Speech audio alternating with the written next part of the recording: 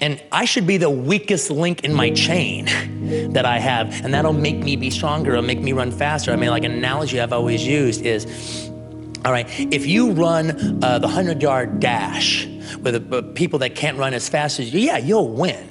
Hands down, you know that. But if you run with people much faster than you, all right, yeah, you might come in last every single time, but your time will be better. Because they're making you run all the faster. They're making you dig down just a little bit more. It doesn't matter that you won, your time is faster. And that's what I knew I had to do. I had to get out of Loserville and throw myself into a place where, like, this is what the fuckers do for a living. You will move in the direction of the people that you associate with. So it's important to associate with people that are better than yourself. You want to associate with people who are the kind of person you'd like to be. You'll move in that direction. The friends you have, they will form you as you go through life, and make some good friends, keep them for the rest of your life, but have them be people that you admire as well as like. Bill, you'd add to that? Yeah, some friends do bring out the best in you. And so it's good to invest in those friendships. And you know, some friends challenge you about things you're doing, and that, you know, that level of intimacy is great. I wouldn't say that I was so obsessed with work. I didn't invest, I'd say, in my 20s and 30s as much as I should have. It's really through Melinda and seeing, you know, other people I realized, okay, that is, you know, it's really worth the investment to have those people, as you're always there to help them, and vice versa. I'd talk to my dad, I'd talk to Warren, I'd talk to my wife Melinda.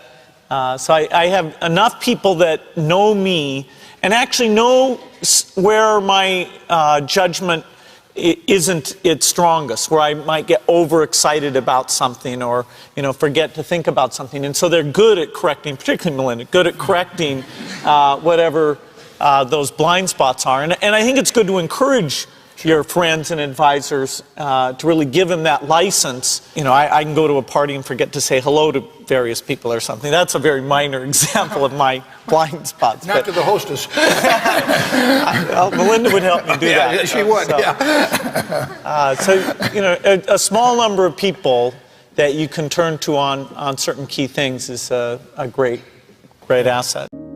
Yeah, who you spend time with is who you become.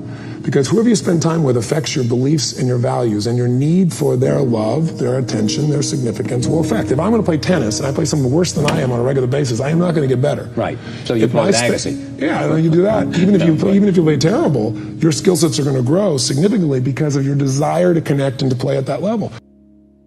Related to this pendulum, when it comes to fitness, when it comes to personal development, when it comes to business success advice, any kind of other advice, is that a lot of people, I mean, there's been a lot of marketing in the last couple of years that is basically doing this. It's saying, hey, find the experts, and I've been saying this as well. I mean, many times I say this, right? Find the experts, find the guy who has done it, find the guys who have the results that you want, that has the business, that has the body, that has the lifestyle, that has the relationships, and study them. Learn from them, master what they know, because they will probably be able to help you to get to your goal faster, right? And that's the assumption, and that's true, right? If you seek out an expert in, let's say, someone who has built multiple seven-figure businesses, obviously, I mean, you can learn from them and you'll be able to get there faster. Similarly with relationships, if you find someone who is an expert at that, I mean, they'll be able to help you get there faster.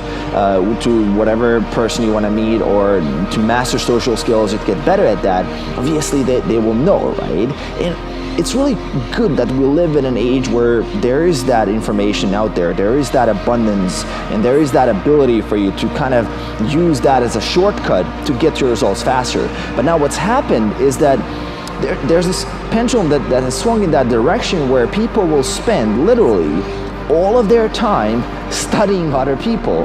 Like 99% of their time will be spent studying and trying to copy what other people are doing, and there's 0 minutes spent studying yourself, right?